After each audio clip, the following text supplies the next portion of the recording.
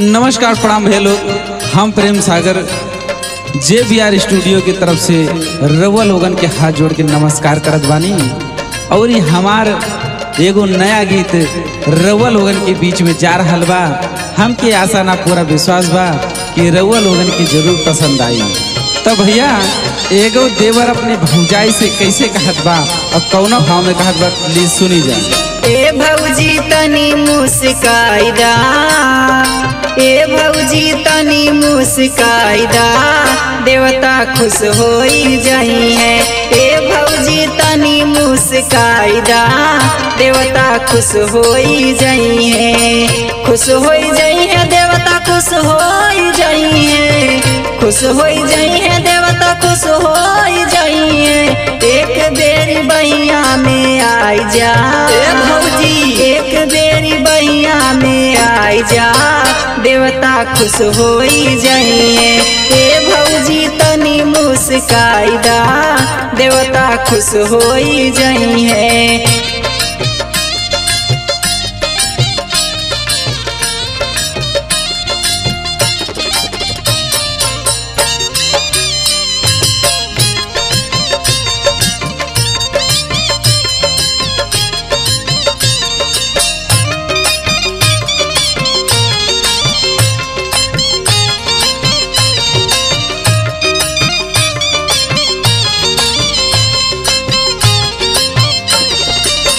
गोरे गोरे मुखड़े पे काला काला तिल है, काला काला तिल है, ये काला काला तिल है। लइकन के भौजी बड़ी मुश्किल है। ए भौजी घुघटा उठाई, हाय हाय हाय हाय हाय, ऐसे ना उठाइए हो। फिर कैसे उठाइए हो? तला सुना। हे भौजी घुघटा उठाई दहा, देवता खुश होई जाई है। हे भौजी घुघटा उठाई दा, देवता खुश होई जाई है।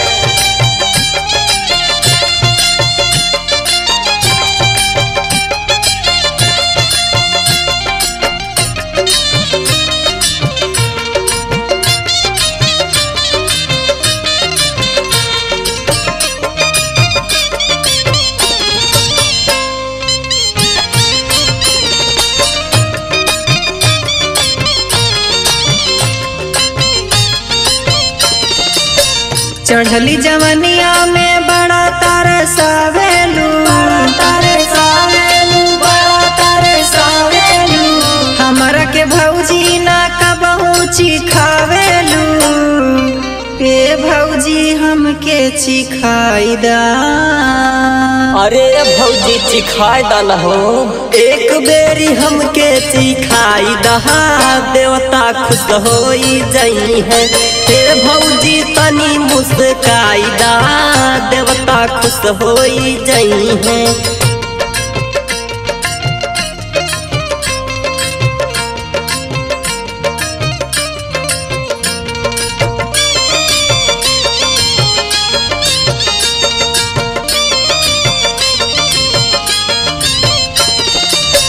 पर्दा हटावा बाटे नैका जमाना, नैका जमाना बाटे नैका जमाना।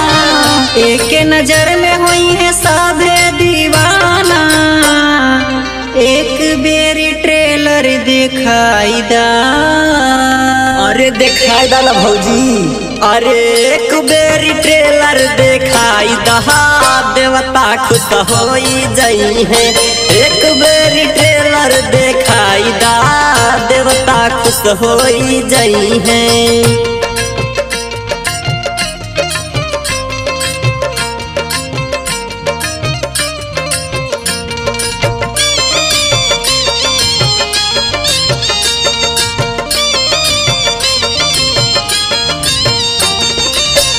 एक प्रेम सागर लगी है लाइन मारे, लाइन मारे लगी है लाइन मारे। जाके बैठिए रोज दुआरे, सूरज के जन्नत दिखाई दा। अरे भौजी अंकितो विशालो प्रदीपो बारे लहू के देखा दा। अभय के दर्शन कराई दहा देवता खुश होई जाई है। हे भौजी तनी मुस्काई दा देवता खुश होई जाई है। हे भौजी तनी मुस्काई दा देवता खुश होई जाई है। हे भौजी तनी मुस्काई दा देवता खुश होई जाई है। हे भौजी घुंघटा उठाई दहा देवता खुश होई जाई है। हे भौजी घुंघटा उठाई दा देवता खुश होई जाई है।